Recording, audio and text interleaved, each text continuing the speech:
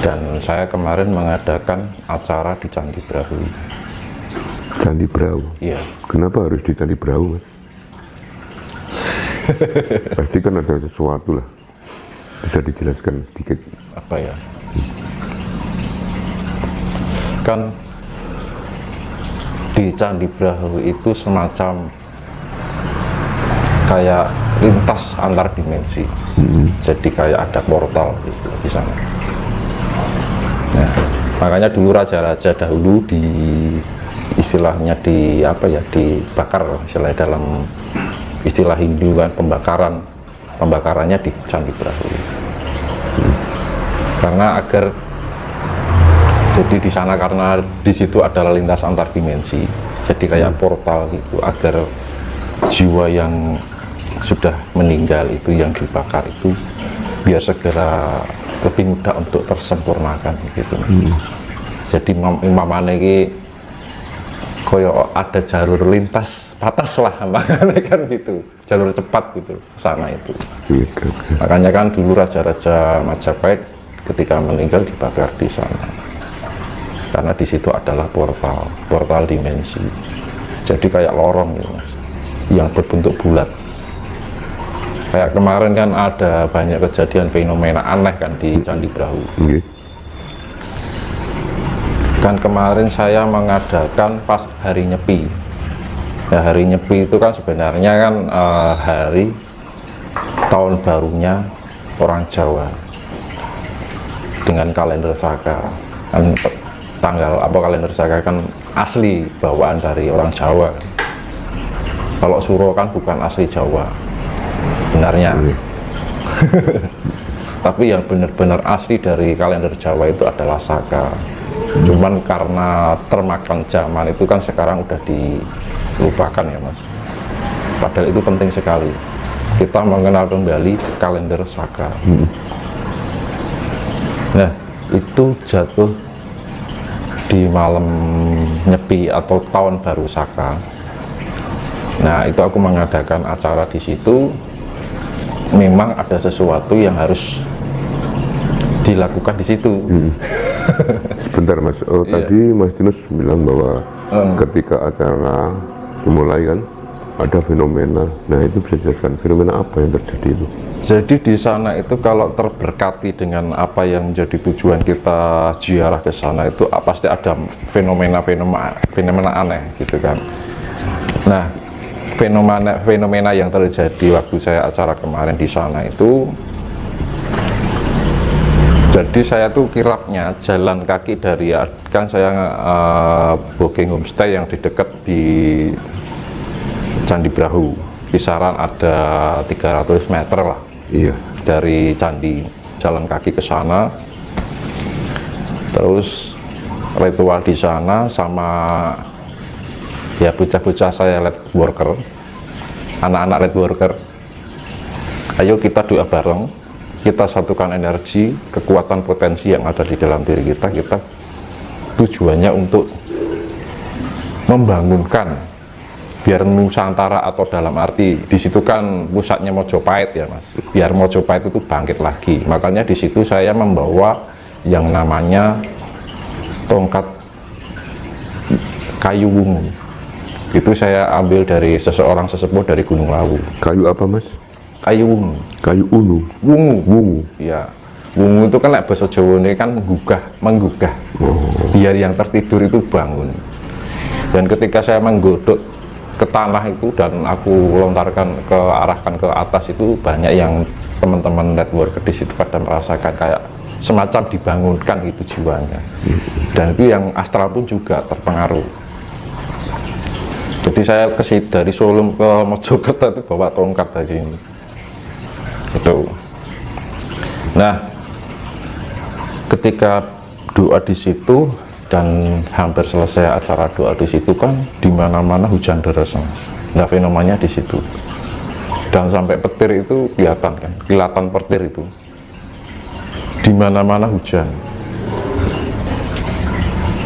Terus di situ tidak sendiri, tidak hujan gitu maksudnya. Area di lingkup doa itu di atas Brahu itu tidak hujan. Dan langit itu bolong, bintang itu kelihatan, Mas. Tapi di lain tempat situ hujan deras. Itu jam berapa, Mas? Saya melakukan acara ritual itu sekitar jam 12 malam.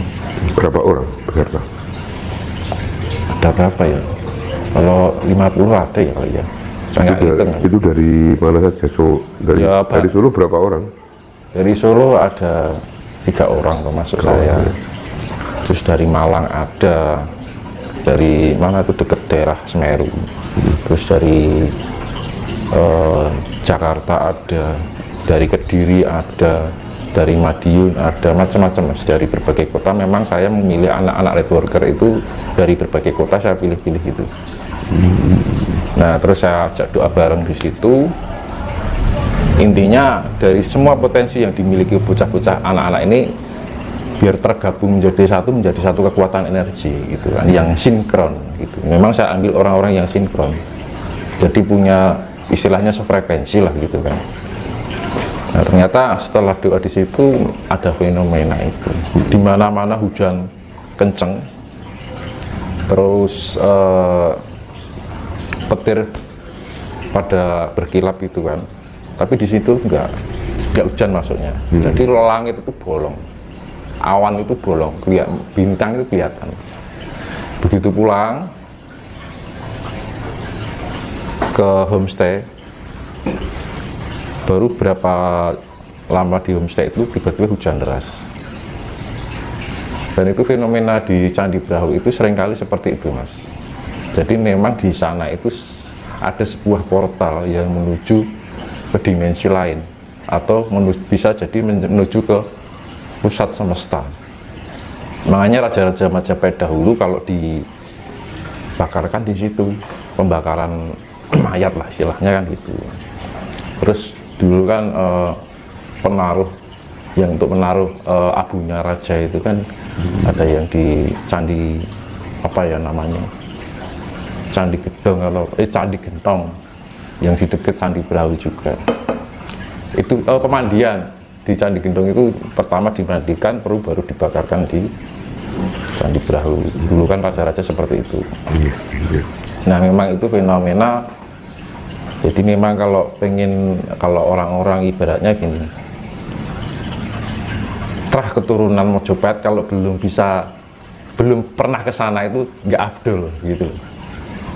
Pertama itu, kedua ke petilasan atau makam Raden Wijaya Hayam Wuruk Tribuwana Tunggadewi, dan satu ya ada di Jolotundo. Kita mensucikan, waktu itu saya juga mandi di sumber air di Jolotundo. Itu kan peninggalan Eyang Erlangga, karena kan Majapahit kan keturunan dari Erlangga juga.